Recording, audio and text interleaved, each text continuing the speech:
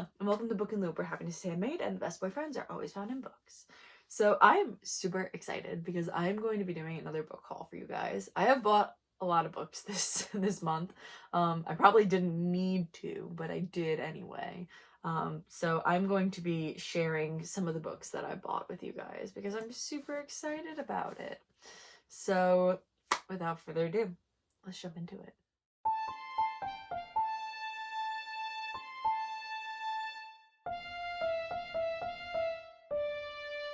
So I just did a little county count, and I have 11 books that I bought this month that I am going to be sharing with you guys. And that's only so far. We are halfway through May, and I have bought this many books. But I just basically want to talk about the new books that I bought because I get excited about stuff like that, so I like to share it with you guys.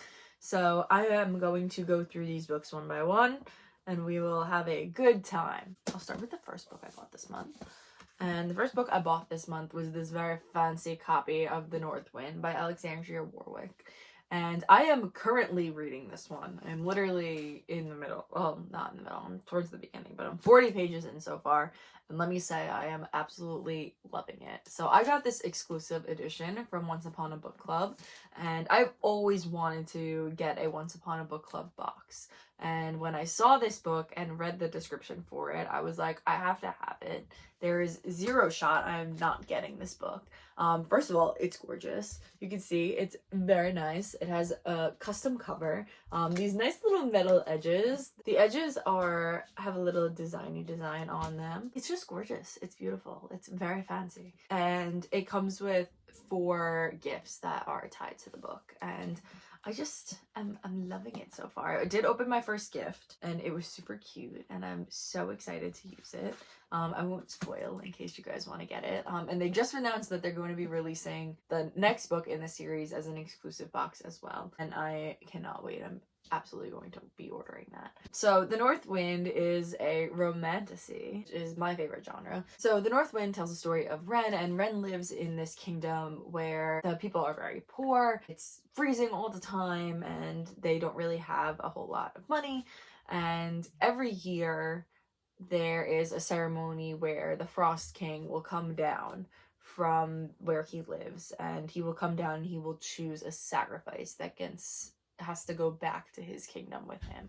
And this is basically just a way that they will kind of like protect the kingdom. He doesn't come down and kill everybody, he just takes one person, which is very nice of him if you think about it. And Ren has a little sister who is very beautiful, and she's nervous that the sister is going to get taken. And so when the Frost King comes down and the Frost King says, I'm taking you to her sister, Ren decides she's going to disguise herself and go in her sister's place.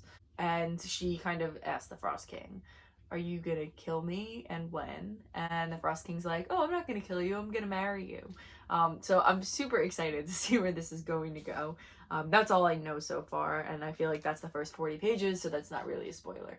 So I'm super excited. This was likened being like a Hades and Persephone, Beauty and the Beast retelling. So I'm so excited because those are my 2 favorite stories. So I'm super excited to read this. I'm literally loving it. It's giving me A Court of Thorns and Roses vibes almost. I really love it and it's so beautiful. So that is The North Wind by Alexandria Warwick, and I definitely am so excited. I'm gonna have to come back and give a review of it when I'm done. So I'm so excited about this one. It's so hard to try to remember what order I bought these books in. I'm trying to remember. The next book I got, I was fortunate enough that I got to go to the library conference. Every year where I live, they hold a library conference, and this was the first time that the conference was back since COVID, and I didn't become a librarian until during COVID. So this is my first time getting to go, and I was super excited about it. And the keynote speaker was Ellen Jobin, and Ellen Jobin is a roving grammarian. And basically what she does is she goes and sets up a table all over the place. She started in New York and then she kind of went to all 50 states and visited with her little grammar table and just talks to people about grammar and gives grammar tips and tricks and stuff like that. She was the keynote speaker. She was absolutely amazing. She wrote a book about her travels, and my goal in life is to visit all 50 states, and I also love writing, so I was like, of course I'm going to get her book. So I did, and this is the book, Rebel with a Clause. Tales and Tips from a Roving Grammarian. And I gotta tell you, she was so funny as the speaker. Like, she just was like a great storyteller, and she talked about grammar, but she made it seem really fun. So I'm so excited to read this. So basically this tells the story of her travels and how she got started with the grammar table, where she went, and like gives you anecdotes about all different parts of her trip and the different stories and people that she met. She was very funny, very witty, so I'm super excited to read this one. So if you are even remotely interested in writing or grammar, or you just want a story that's gonna make you laugh, this will probably be good for you, because like I said, she was so funny in person, so I can only imagine how her book's gonna be. So that is Rebel with a Clause by Ellen Joven. After the library conference, I was in such like a bookish mood. I was like, I was not too far from our local indie bookstore. So I said, I am going to go to the bookstore and I'm going to pick up a book. I was specifically looking for Empire of Storms, but in the old cover. It was what I really wanted, but they didn't have it. So instead I just picked up a bunch of random books that they had that I wanted, and some that I didn't necessarily really need or want. But I was just in such a bookish mood. I was like, I have to have them all. The first book that I picked up while I was there was a copy of Lightlark by Alex Astor. I always said I was never going to read this book. I just wasn't really interested in it. But they had it on the half price shelf, so I was like, you know what? I'll do it. I'll read it.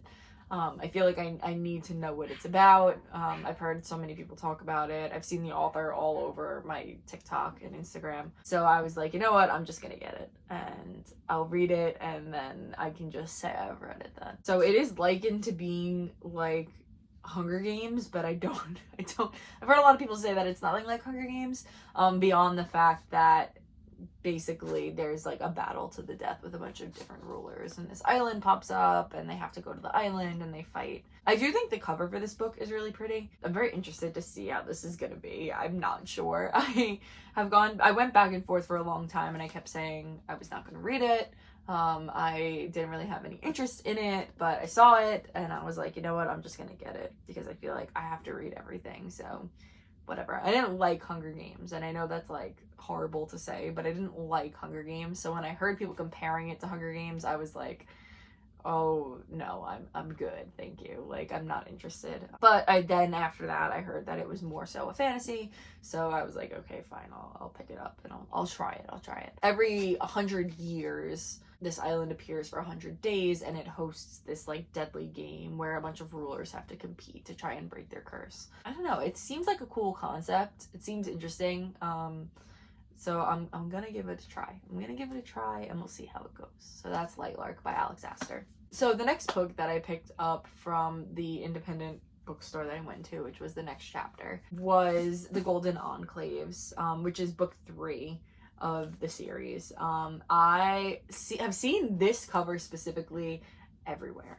I've not read the rest of the books, but again, they had it on the half price discount shelf. So I said, I'm gonna get it, because I probably won't find it again for that price. So I'm going to grab it, and then eventually I'll read the other ones. I don't know anything about this series really. I just know that it's kind of like a dark academia kind of book, and I love dark academia, so I was like, let me pick this up. So I'm not going to talk too much about The Golden Enclaves. I'm just going to show you how pretty the cover is. It's got like a reflective textured gold look to it. It's very shiny and pretty, so I'm excited about it. I have to pick up the other 2 books first, and then I will jump into reading this one. But so that's The Golden Enclaves, and that's by Naomi Novik. So that's all I'm gonna say on that one. Book that I picked up from the independent bookstore was What You Gonna Do, by Avery Flynn, and I am super excited about these. I love witchy romances. I just wrote a witchy romance, and so every time I see one now, I have to pick it up. I cannot help it. I love the character art on the cover. I was like, I have to have this. I don't even think I read the back. I was just like, I'm taking this home with me.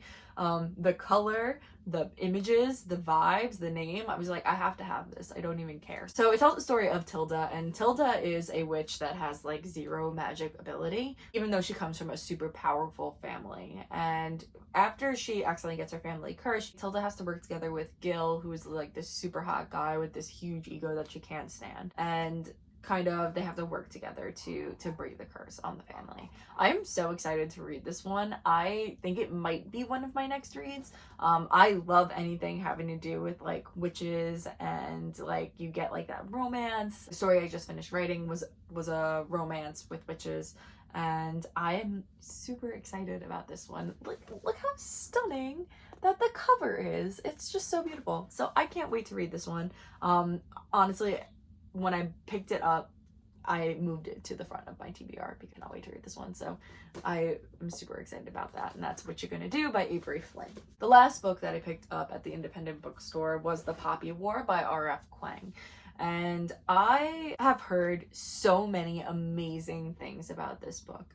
I have Babel by R.F. Kuang. I haven't read it yet because it's a pretty thick book, and I have not had the time to dedicate to it that I know that I need to. But The Poppy War is a little thinner, so I said, you know what, let me pick this up and I'll read this first. And like I said, I've heard so many amazing things about The Poppy War. I cannot wait to read it. So The Poppy War tells the story of Rin, and she takes this test where they basically test your aptitude, and they do it empire-wide, and Rin passes with flying colors. She gets like really high marks. She does really well on the tests. Because of that, she gets to go to this academy that is only for like the best of the best. And of course, when she gets there, people are very harsh towards her. They don't want to accept her because of who she is, what she looks like, where she comes from, all stuff like that. But Rin decides she's going to kind of prove them wrong. So Rin kind of discovers that she has this very deadly lethal power, and there is, of course, a war coming up that Rin will need to use these powers in order to kind of help her people win,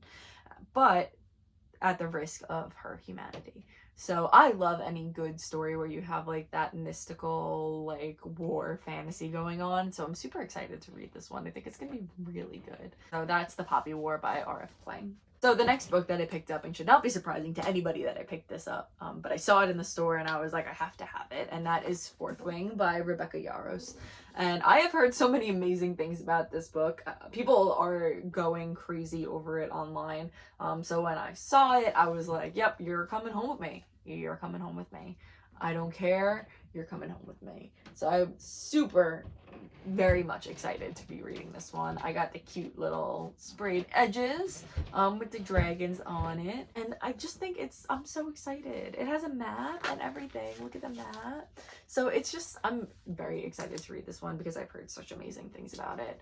And I feel like I have not read enough fantasies with dragons in it, and I need more of that in my life. So this book follows the story of Violet, and Violet is the daughter of this like commanding general of the dragon army. There is a school where you learn how to become a dragon rider, and Violet is one of the students there, but she's very weak, so she's nervous that that she won't survive in the school. So at this school, the humans have to try and bond with the dragons, and the dragons are becoming more and more reluctant to bond with people. So it's a very intense fantasy story, where if you don't become a dragon rider, if you're at this college and you don't become a dragon rider and graduate, you die.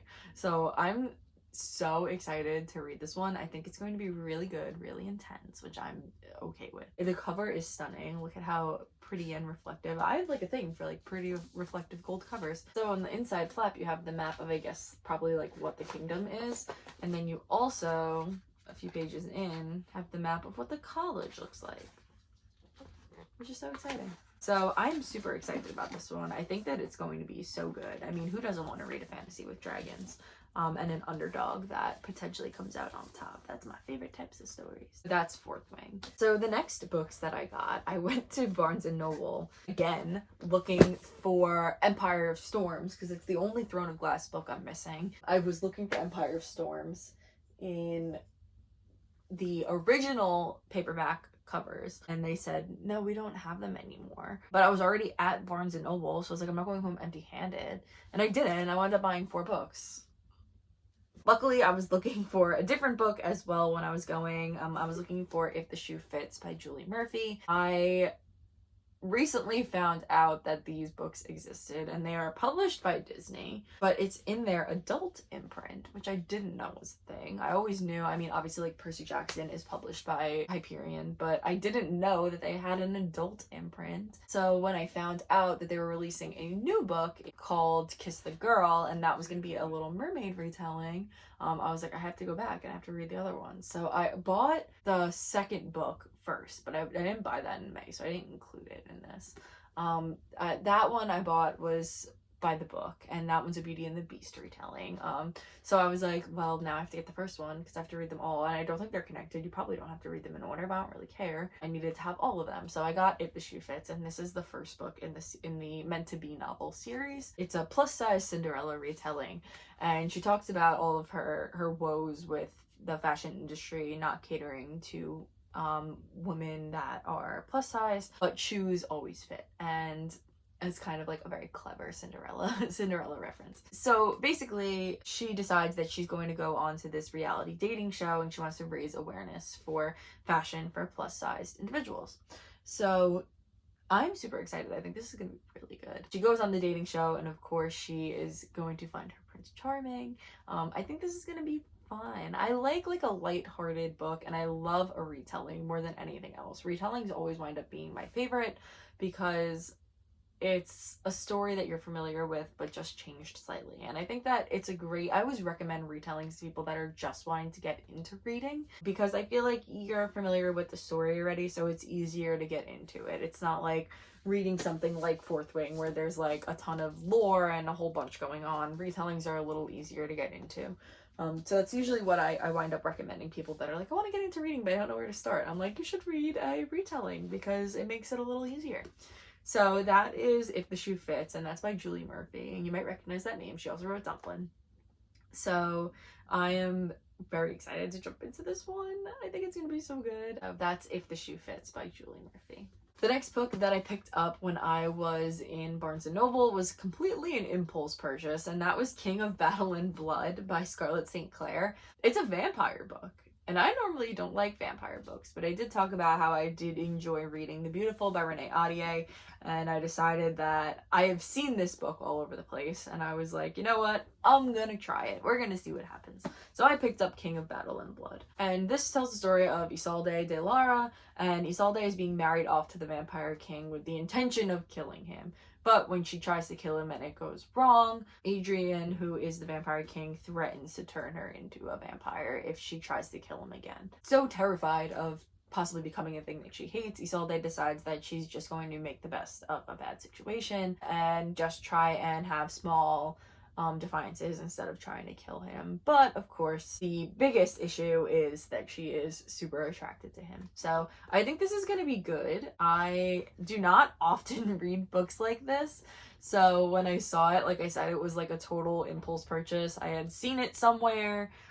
This was not premeditated. I've never looked at this book before and been like, let me get it, but all of a sudden I was just like, you know what, today I'm taking you home with me. So that is King of Battle and Blood by Scarlett St. Clair. I will let you guys know how that one goes because this is definitely different than what I would normally pick up. So it should be interesting. The next book that I picked up, I had, in fact, premeditated getting this. I was gonna get it from Target, this book, but then I wound up getting a different book, and I said I'll wait on this one until after I finally finished the Atlas 6, but then I saw it at Barnes & Noble, and they had it on sale, and it was signed, and I was like, oh, you're coming home with me too. I just have no self-control when it comes to buying books.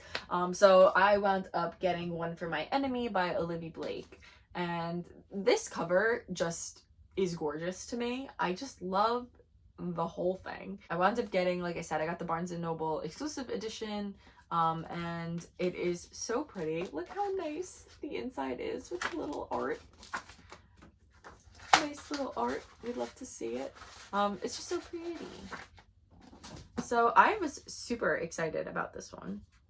I knew nothing about it. I literally knew nothing about it. But I know that Olivia Blake writes really good dark academia, which is again something I'm super into. So I was like, you know what, I'm gonna pick this up and I'm gonna take it home with me. I just can't help myself. While I knew I wanted this book, even though I didn't really know a lot about it, when I read the inside flap for this one, I was like, okay, yeah, fine, I really want it. And again, it's with witches. I just have a thing for like witches and magic. So this tells the story of two rival witch families in Manhattan. Who doesn't want to read about rival witch families? Like, I feel like that's like such an awesome concept, and it is going to be, I think, so good. I don't know what I want to read first from this pile. I've just been going back and forth, like staring at the pile of books that I have and being like, I don't know what I want to read first. So not only are these witch families, but they also are crime families. The one family is involved in like the drug scene, and the other family is involved in like the mob scene. Like, the whole concept was just amazing to me, and I was like, I have to have you. You have to come home with me so I could read you. So I'm super excited about this one. I cannot even tell you. I think it's going to be really, really dark. I think there's going to be a lot of different twists and turns. I'm hoping there'll be a little bit of romance. Oh yeah, it says literally on the back, web of love, magic, and rival witch families in New York City. Those are all of my favorite things, so I'm super excited. So that's One for My Enemy by Olivia Blake. Last book that I got was one I have seen a couple times at our library, actually. And the cover is so beautiful that when I saw it, I immediately was like, oh, perfect. I'm going to buy you. And then I saw it in the store and said, well, this is it. This is my moment. And that is Emily Wilde's Encyclopedia of Fairies. Look how gorgeous that cover is. Look at how beautiful. It is so nice. All the little flowers and mushrooms, and it's just so pretty. I was like, I have to have you. You have to come home with me. It is just such a nice book. I also like that the cover is printed right on the book. There's no dust jacket, which is strange, but at the same time, like, I'm kind of obsessed. It's just different from a lot of the other books that I own. So I was like, yep, I want this. I have to have it. I have to have it. So I, of course, bought it. So this story, I think, is going to be so good. It tells the story of Emily, and Emily is a professor who is writing the first book of fairy lore. And she is very studious. She's very like, keeps to herself, and she goes to this town where there are these special types of fairies that are supposed to be there, and she wants to write the whole story about them. But then her academic rival shows up, and she doesn't understand why he's there, and he's kind of like getting in the way of her research. And Emily kind of has to figure out what is going on, not only with the fairies, but the people in the town and her rival as well. So I love a good academic rivals to lovers. I think that that's going to be so exciting. I love fairies. I love the whole professor. It kind of gives me very like action adventure-y kind of vibes. So I am super excited. This book is gorgeous. Cannot wait to read this one. So I am super excited to see where this one's going to go. So that is Emily Wilde's Encyclopedia of Fairies, and that is written by Heather Fawcett, and I am so excited. So yeah, those are all the books that I bought so far in May. Who knows? There'll probably be more. Now that I'm thinking about it, I did order another Once Upon a Book Club box that should be coming relatively soon-ish. I did get a notification it was shipped out. And that I bought The Girl Who Fell Beneath the Sea, which has been on my list since I found out that it was being written. So I'm super excited about that one. But that is all of the books that I bought in May. Here they all are, all stacked up together. Oh my gosh, they're already falling. So that is all 11 books that I bought so far in May, because who needs to save their money when you can have your own library in your house? That's what I always tell people. So that is my books that I bought. Here they are all next to me, and there they go. So that is going to be all from me. I hope you guys enjoyed this little book haul, and that you guys maybe got some ideas of some books that you can check out and read. That's going to be all from me. Thank you so much for watching, and happy reading.